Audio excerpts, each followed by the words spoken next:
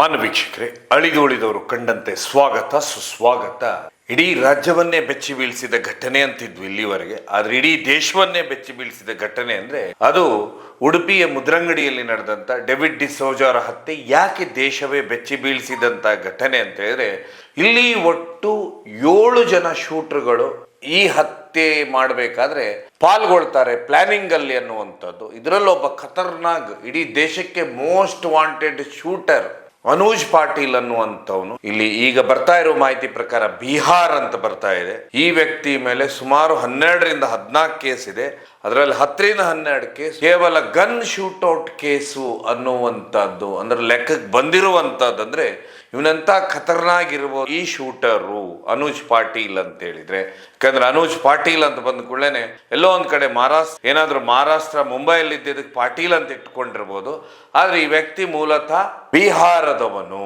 ದೊಡ್ಡ ದೊಡ್ಡ ಕಾಂಟ್ರಾಕ್ಟ್ ತಗೊಳ್ಳುವಂತವನು, ಅಂದ್ರೆ ಕೊಲೆಗಳ ಕಾಂಟ್ರಾಕ್ಟ್ ತಗೊಳ್ಳುವಂತವನು, ಸುಪಾರಿ ತಗೊಳ್ಳುವಂತವನು. ಅಂದ್ರೆ ಯಾವ ರೀತಿ ಸ್ಥಳೀಯ ಮಟ್ಟದಲ್ಲಿ ಜಿದ್ದಾಜಿದ್ದಿ ಬೆಳೆಯುತ್ತೆ ಅನ್ನೋದಕ್ಕೆ ಇದು ಒಂದು ಉದಾಹರಣೆ. ಯಾಕಂತ ಹೇಳಿದ್ರೆ ನಿಮ್ಗೆಲ್ಲ ಗೊತ್ತು, ಈ ನಂದಿಕೂರ್ ಭಾಗದಲ್ಲಿ ಏನ್ ಇಂಡಸ್ಟ್ರಿಗಳು ಬರ್ತಾವೆ, ಇಂಡಸ್ಟ್ರಿ ಬಂದ್ ಆದ ನಂತರನೇ ಒಂದು ಇಂಡಸ್ಟ್ರಿಯಲ್ಲಿ ತ್ಯಾಜ್ಯವನ್ನ ಹೊರಗೆ ಹಾಕುವಂತದ್ದು ಅಂತ ಹೇಳಿದ್ರೆ ಆ ತ್ಯಾಜ್ಯ ಏನು ಹೊರಗೆ ಹೋಗ್ಬೇಕಾಗಿರುತ್ತೆ. ಇದರ ಪೈಪ್ಲೈನ್ಗಳಿರ್ಬೋದು, ಒಳಗಿನ ರಸ್ತೆ ವರ್ಕ್ ಇರ್ಬೋದು, ಈ ರೀತಿಯ ಕೆಲಸದ ಏನು ಬಹುದೊಡ್ಡ ಮಟ್ಟದ ಟೆಂಡರ್ ಆಗುತ್ತೆ. ಆ ಟೆಂಡರ್ ನಮ್ಮ ಪಕ್ಕದ ರಾಜ್ಯಕ್ಕೆ ಸಿಗುತ್ತೆ. ಆ ಪಕ್ಕದ ರಾಜ್ಯದ ವ್ಯಕ್ತಿ ಏನ್ ಮಾಡ್ತಾರೆ ಅಂದ್ರೆ ದೊಡ್ಡ 100 ಕೋಟಿ ಗಟ್ಲೆ ಇರುವಂತ ಟೆಂಡರ್ನ ಉತ್ತರ ಭಾರತದ ಸುಮಾರು ಕಂಪನಿಗಳೇ ಕೊಡ್ತಾರೆ. ಆಗ ಆ ದಿಗೆಯ ಏನು ಟೆಂಡರ್ ಬರುತ್ತೆ ಅಂದ್ರೆ ಸಬ್ ಕಾಂಟ್ರಾಕ್ಟರ್, ಅಂದ್ರೆ ಇದು 3ನೇ ವ್ಯಕ್ತಿಗೆ ಆ ಟೆಂಡರ್ನ ಕೊಡುವಂತದ್ದು. ಆಗ ಏನಂದ್ರೆ ಇಬ್ಬರ ಮಧ್ಯೆ ಕಾಂಪಿಟೇಷನ್. ಒಂದು ಕಡೆ ಮುದ್ರಂಗಡಿಯ ಪಿಲಾರ ಖಾನದ ಡೇವಿಡ್ ಡಿಸೋಜಾ ಅವರ ಮಧ್ಯ, ಹಾಗೆ ಇನ್ನೊಂದು ಕಡೆ ಎರ್ಮಾಳಿನ ಅವ್ರ ಮಧ್ಯ ಏನು ಕಾಂಪಿಟೇಷನ್ ಆಗುತ್ತೆ ಅಂತ ಹೇಳಿಕೊಳ್ಳಿ. ಇಬ್ರು ಒಂದೇ ಭಾಗದವರು, ಒಂದೇ ಊರಿನವರು, ಇಬ್ರು ಬಿಸ್ನೆಸ್ ಮ್ಯಾನು. ಅವ್ರ ಹತ್ರನು ಟಿಪ್ಪರ್ ಇದ್ರೆ ಇವ್ರ ಹತ್ರನು ಟಿಪ್ಪರ್ ಇದೆ, ಅವ್ರ ಹತ್ರ ರೆಡಿ ಮಿಕ್ಸ್ ಗಳಿದ್ರೆ ಇವ್ರ ಹತ್ರನು ರೆಡಿ ಮಿಕ್ಸ್ ಗಳಿದೆ. ಕಿಶೋರ್ ಅವ್ರ ಹತ್ರ ವಾಟರ್ ಸಪ್ಲೈ ಇದ್ರೆ ಇವ್ರ ಹತ್ರ ಬೇರೆ ಬೇರೆ ದೊಡ್ಡ ದೊಡ್ಡ ಮಷಿನ್ಗಳಿದಾವೆ ಕನ್ಸ್ಟ್ರಕ್ಷನ್ ಇಂದು. ಸೊ ಇಬ್ಬರ ಮಧ್ಯೆ ಯಾವಾಗ ಒಂದು ಟೆಂಡರ್ ವಿಷಯದಲ್ಲಿ ಶುರುವಾಗುತ್ತೆ ಇದು ಪೈಪೋಟಿ, ಈ ಟೆಂಡರ್ ನಲ್ಲಿ ಅದು ಡೇವಿಡ್ ಡಿಸೋಜಾ ಅವರ ಸಿಗುತ್ತೆ. ಆ ನಂತರನೇ ಈ ಸಮಸ್ಯೆಗಳು ಪ್ರಾರಂಭವಾಗುತ್ತೆ ಅನ್ನುವಂಥದ್ದು. ಈಗಾಗಲೇ ಉಡುಪಿ SP ಅವರ ಪತ್ರಿಕಾಗೋಷ್ಠಿ ಈಗಾಗಲೇ ಸುದೀರ್ಘವಾಗಿ ಅವರೆಲ್ಲಾ ವಿಷಯಗಳನ್ನು ಹೇಳಿದ್ದಾರೆ. ಯಾಕಾಗುತ್ತೆ ಅನ್ನೋದು ಈ ಹತ್ಯೆ ಕೊನೆಯದಾಗಿ. ಆದ್ರೆ ಇಲ್ಲಿ ಬಳಕೆ ಆದಂತ ಶೂಟರ್ಗಳು ಉಡುಪಿಗೆ ಬಂದಂತವ್ರು ನೋಡಿದ್ರೆ ಇಡೀ ಎದೆ ಝಲ್ ಅನ್ಸುತ್ತೆ. ಇನ್ನು ಮುಂದೆ ಹೇಗೆ ಅನ್ನುವಂಥದ್ದು. ಯಾಕಂದ್ರೆ ಈ ಹತ್ಯಾ ಪ್ಲಾನ್ ಏನಿದೆ ಇದು 6 ತಿಂಗಳ ಹಿಂದೆನೆ ಪ್ರಾರಂಭ ಆಗುತ್ತೆ ಅನ್ನುವಂಥದ್ದು. ಅಂದ್ರೆ ಏಪ್ರಿಲ್ ಮೇ ತಿಂಗಳ ಮಧ್ಯಭಾಗದಲ್ಲಿ ಶುರುವಾಗುತ್ತೆ. ಮೊದಲಿಗೆ 2 ಶೂಟರ್ಗಳು ಬರ್ತಾರೆ, ಬಂದಂತವ್ರು ಜಾಗ ಮಾಡ್ತಾರೆ, ಎಲ್ಲ ಆಗುತ್ತೆ.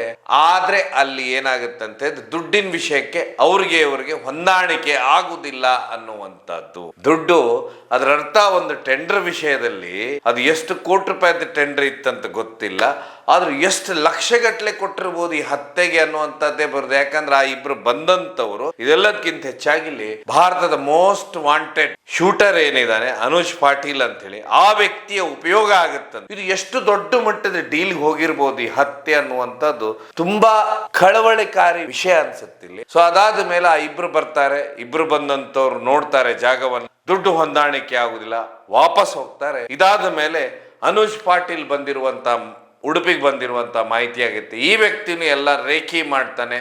ರೇಖಿ ಆದ ನಂತರ ಕ್ರಮೇಣ ಸಮಯ ಹೋಗುತ್ತೆ. ನಂತರ ಈಗ ಏನು ಮೊದಲಿಗೆ ಅರೆಸ್ಟ್ ಆಗ್ತಾರೆ ಒಬ್ಬ ವ್ಯಕ್ತಿ ರಾಜು ಅಂತ ಹೇಳಿ ಏನು ಕಾಲಿ ಗುಂಡು ಬೀಳುತ್ತೆ, ಇನ್ನೊಬ್ಬ ಬಿಹಾರದ ವ್ಯಕ್ತಿ, ಇನ್ನೊಬ್ಬ ಉತ್ತರಾಖಂಡದ ವ್ಯಕ್ತಿ, ಹಾಗೆ ರಾಜು ಅನ್ನೋ ಉತ್ತರ ಪ್ರದೇಶದವರು. ಈ 3 ರಾಜ್ಯದವರು ಇವರು ನಟೋರಿಯಸ್ ಹಂತಕರೇ, ಅಂದ್ರೆ ಶೂಟರ್ಗಳೇ ಇವರು. ಇಡೀ ದೇಶದಲ್ಲಿ ಇವ್ರ ಮೇಲೆ ಕೇಸ್ಗಳಿದೆ. ಉತ್ತರ ಭಾರತದಲ್ಲಿ ಗುಜರಾತ್ ಇರ್ಬೋದು, ರಾಜಸ್ಥಾನ್ ಇರ್ಬೋದು, ಉತ್ತರ ಪ್ರದೇಶ ಇರ್ಬೋದು, ಹೀಗೆ ನಾರ್ತಿನ ಎಲ್ಲಾ ಭಾಗದಲ್ಲಿ ಇವ್ರ ಮೇಲೆ ಕೇಸ್ ಇದೆ. ಒಬ್ಬೊಬ್ಬನ ಮೇಲೆ 14 ಕೇಸ್ ಇದಾವಂತ ಹೇಳಿದ್ರೆ ಇವರಿಗೆ ಈ ರೀತಿ ಕೊಲ್ಲುವುದು, ಜೈಲು ಹೋಗುದು, ಜೈಲಿನಿಂದ ಜಾಮೀನ್ ಮೇಲೆ ಹೊರಗೆ ಬರೋದು, ಮತ್ತೊಂದು ಕೇಸನ್ನ ತಗೊಳ್ಳೋದು ಅಂತ ಹೇಳಿದ್ರೆ ನೋ ಎಂಟ್ರಿಯಲ್ಲೇನೆ ಈ ರೀತಿಯ ಕೊಲೆಗಳನ್ನ ಮಾಡುವಂತವ್ರು, ಈ ರೀತಿ ಅಫೆನ್ಸ್ ಮಾಡೋನೆ ಏನಿರ್ತಾರೆ ಇವರು ತುಂಬಾ ಡೇಂಜರು.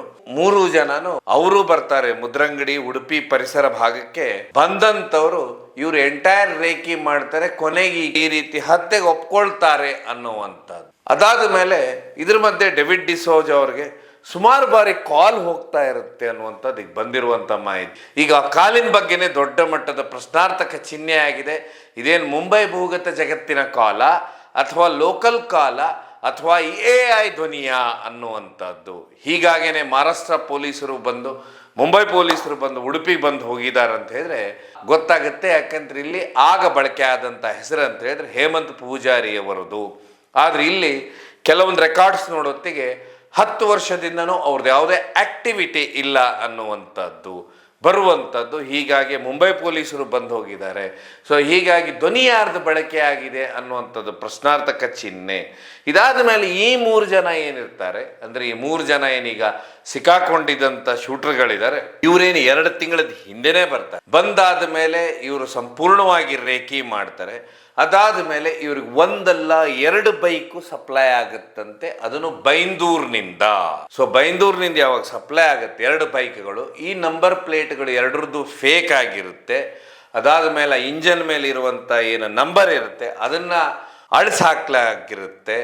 ಆಮೇಲೆ ಈ ಬೈಕ್ಗಳು ಗುಜ್ರಿಯಿಂದ ಬಂದಿರುತ್ತೆ. ಗುಜ್ರಿಯಲ್ಲಿ ಬೇರೆ ಬೇರೆ ಸ್ಪೇರ್ ಪಾರ್ಟ್ಸ್ಗಳೇನಿದ್ದಾವೆ ಅದನ್ನೆಲ್ಲ ಸೇರಿಸಿ ಒಂದು ಬೈಕನ್ನು ಮಾಡಿರ್ತಾರೆ. ಅಂದರೆ ಎಷ್ಟು ದೊಡ್ಡ ಮಟ್ಟದ ಪ್ಲ್ಯಾನ್ ಆಗಿರಬೇಕು, ಯಾವ ರೀತಿ ಇದ್ರ ಬಗ್ಗೆ ಮೊದಲೇ ಪ್ಲ್ಯಾನ್ ಹೇಳೋದು, ಈ ಒಂದು ವೇದಿಕೆಯನ್ನು ರೆಡಿ ಮಾಡಿರ್ಬೋದು ಅನ್ನುವಂಥದ್ದು. ಅದರರ್ಥ ಅದೆಂಥ ಜಿದ್ದಿ ಇರ್ಬೋದು.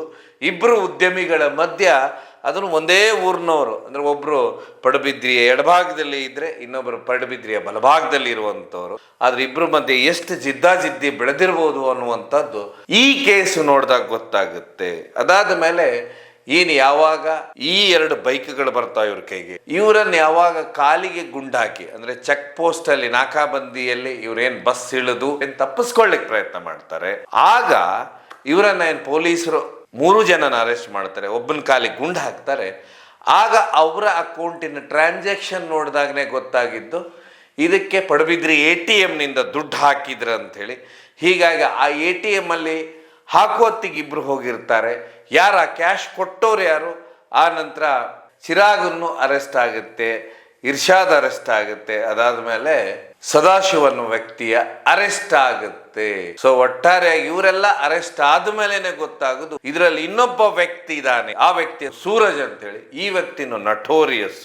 ಇವನನ್ನ ಅರೆಸ್ಟ್ ಮಾಡಿದಾಗನೇ ಗೊತ್ತಾಗುದು ಈ ಕೇಸಿನಲ್ಲಿ ಅನೂಷ್ ಪಾಟೀಲ್ ಅನ್ನೋನಿದ್ದಾನೆ. ಇವನು ಇಡೀ ದೇಶದಲ್ಲೇನೆ ಅತಿ ಕುಖ್ಯಾತ ಶೂಟರು, ಅತಿ ಹೆಚ್ಚು ಕೇಸ್ ಇರೋನು, ಅತಿ ಹೆಚ್ಚು ಮರ್ಡರ್ ಕೇಸ್ಗಳಿರುವಂಥ ವ್ಯಕ್ತಿ ಅಂತ ಹೇಳಿ ಗುಜರಾತ್ ಪೊಲೀಸ್ನಿಂದ ಗೊತ್ತಾಗುತ್ತೆ ಅಂತ ಹೇಳಿ ಈಗಾಗಲೇ ಕಮಿಷನರು ಹೇಳಿದ್ದಾರೆ. ಅಂದ್ರೆ ನಾವು ಅರ್ಥ ಮಾಡ್ಕೋಬೇಕು ಎಷ್ಟೆಲ್ಲ ದುಡ್ಡು ಇದರಲ್ಲಿ ಹಣ ವ್ಯವಹಾರಿಸಿರ್ಬೋದು ಅನ್ನುವಂಥದ್ದು. ತುಂಬ ಅಂತ ಹೇಳಿದ್ರೆ ಈ ಒಂದು ಕೇಸ್ ನೋಡಿದಾಗ ಒಂದೇ ಊರಿನವರು 2 ದೊಡ್ಡ ಉದ್ಯಮಿಗಳು ಮಧ್ಯ ಪೈಪೋಟಿ ಬೆಳೆದಾಗ ಎಲ್ಲಿ ತಗೊಂಡೋಗಿ ಅದನ್ನು ನಿಲ್ಲಿಸುತ್ತೆ ಅನ್ನೋದಕ್ಕೆ. ಯಾಕಂತ ಹೇಳಿದ್ರೆ ಅನೂಷ್ ಪಾಟೀಲನ್ನು ಈ ನಿಪ್ಪಾಣಿಯಿಂದ ಕರ್ಕೊಂಡು ಬರ್ತಿರ್ತಾರೆ ಅಂತ ಹೇಳಿದ್ರೆ ಆ ವ್ಯಕ್ತಿಯನ್ನು ಪೊಲೀಸರು ಬೆನ್ನಟ್ಟುತ್ತಾರೆ, ಬಿಹಾರಕ್ಕೆ ಹೋಗ್ತಾರೆ, ಉತ್ತರಾಖಂಡಲ್ಲಿ ಹೋಗ್ತಾರೆ, ಎಲ್ಲ ಕಡೆ ಬೆನ್ನಟ್ಟುತ್ತಾರೆ. ಯಾಕಂದರೆ ಸೂರಜ್ ಅರೆಸ್ಟ್ ಆದ ಮೇಲೆ ಗೊತ್ತಾಗುತ್ತೆ ಅನೂಷ್ ಪಾಟೀಲ್ ಇದರಲ್ಲಿ ಖತರ್ನಾಕ್ ವ್ಯಕ್ತಿ ಇದಾನಂತೆ. ಇದನ್ನು ಬೆನ್ನಟ್ಟುತ್ತಾರೆ, ಇಡೀ ದೇಶದ ಎಲ್ಲ ಕಡೆ ಹೋಗ್ತಾರೆ. ಯಾಕಂತ ಹೇಳಿದ್ರೆ ಅನೂಷ್ ಪಾಟೀಲ್ ಬಗ್ಗೆ ಯಾವುದೇ ಸುಳಿವಿರೋದಿಲ್ಲ. ಆದರೆ ಗುಜರಾತ್ ಪೊಲೀಸರಿಂದ ಒಂದು ಫೋಟೋ ಸಿಗುತ್ತೆ. ಫೋಟೋ ಸಿಕ್ಕ ಮೇಲೆ ಆ ಫೋಟೋ ಹಿಡ್ಕೊಂಡು ಇಡೀ ರಾಜ್ಯವನ್ನು ದೇಶವನ್ನು ಸುತ್ತಿ ಪೊಲೀಸರು ಹುಡುಕ್ತಾ ಇರ್ತಾರೆ. ಆಗ ಕೊನೆಯದಾಗ ಅವನು ಸಿಗುವುದಂತ ಹೇಳಿದ್ರೆ ಕರ್ನಾಟಕ ಮಹಾರಾಷ್ಟ್ರ ಗಡಿಯ ನಿಪ್ಪಾಣಿಯಿಂದ ಕರ್ಕೊಂಡು ಬರುವತ್ತಿಗೆ ಹೇಗಾದರೂ ಪ್ರೊಫೆಷ್ನಲ್ ಶೂಟರು, ಬೇಕಾದಷ್ಟು ಕೇಸ್ ಇರುವಂಥವನು ಅವನು ತಪ್ಪಿಸ್ಕೊಳ್ಳಿಕ್ಕೆ ಪ್ರಯತ್ನ ಮಾಡಿದಾಗ ಆ ವ್ಯಕ್ತಿಗೆ ಕಾಲಿಗೆ ಗುಂಡು ಹೊಡೆದು ನಂತರ ಈಗ ಉಡುಪಿಯ ಆಸ್ಪತ್ರೆಯಲ್ಲಿ ಅಡ್ಮಿಟ್ ಆಗಿದ್ದಾನೆ ಅಂತ ಹೇಳಿದ್ರೆ ಒಬ್ಬ ವ್ಯಕ್ತಿಯ ಶೂಟೌಟ್ಗೆ ಎಷ್ಟೆಲ್ಲ ಜನ ಬಳಕೆ ಆಗಿದ್ದಾರೆ ಅಂತ ನೋಡ್ಲಿಕ್ಕೆ ಹೋದ್ರೆ ಈಗ 10 ಜನರ ಬಂಧನವಾಗಿದೆ.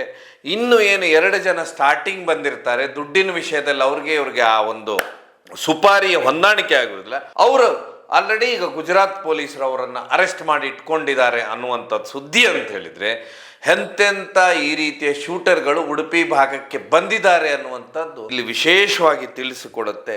ಹೀಗಾಗಿ ಇನ್ನು ಮುಂದಿನ ಭವಿಷ್ಯ ಹೇಗೆ ಈ ಭಾಗದಲ್ಲಿ ಯಾವ ರೀತಿ ಬಿಸ್ನೆಸ್ ಮ್ಯಾನ್ಗಳು ಕೆಲಸ ಮಾಡ್ಲಿಕ್ಕೆ ಸಾಧ್ಯ, ಉದ್ಯಮಿಗಳು ಕೆಲಸ ಮಾಡ್ಲಿಕ್ಕೆ ಸಾಧ್ಯ, ಮುಂದೆ ಇದೇನಾಗುತ್ತೆ ಅನ್ನುವಂಥದ್ದು ಬಹುದೊಡ್ಡ ಪ್ರಶ್ನೆ. ಸೊ ಒಟ್ಟಾರೆಯಾಗಿ ಈ ಕೇಸ್ನಲ್ಲಿ ಪೊಲೀಸರು ಇಲ್ಲಿವರೆಗೆ 10 ಜನರ ಬಂಧನವಾಗಿದೆ, ಇನ್ನಿಬ್ಬರನ್ನ ಹುಡುಕ್ತಾ ಇದ್ದಾರೆ. ಇನ್ನೊಬ್ಬರು ಅದು AI ಧ್ವನಿಯ ಏನು ಅಂತ ಹುಡುಕ್ತಾ ಇದ್ದಾರೆ. ಸೊ ಒಟ್ಟಾರೆಯಾಗಿ 10 ಜನರ ಬಂಧನ ಏನಾಗಿದೆ, ಕೊನೆಗೂ ಈಗ ಬಂದಿರೋ ಮಾಹಿತಿ ಅಂತ ಹೇಳಿದ್ರೆ ಇದು ಕೇವಲ ಈ ಭಾಗದ ಇಂಡಸ್ಟ್ರಿಗಳಿದ್ದಾವೆ, ಇಲ್ಲಿ ನಡೆದಂಥ ಒಂದು ಉದ್ಯಮದ ಅಂದರೆ ಟೆಂಡರ್ ಏನಿದೆ, ಕಾಮಗಾರಿಯ ಟೆಂಡರ್ ಏನಿದೆ, ಈ ಟೆಂಡರ್ನಲ್ಲಿ ಜಿದ್ದಾಜಿದ್ದಿಯಾಗಿ ಅದರ ತುಂಬ ದುರಂತ.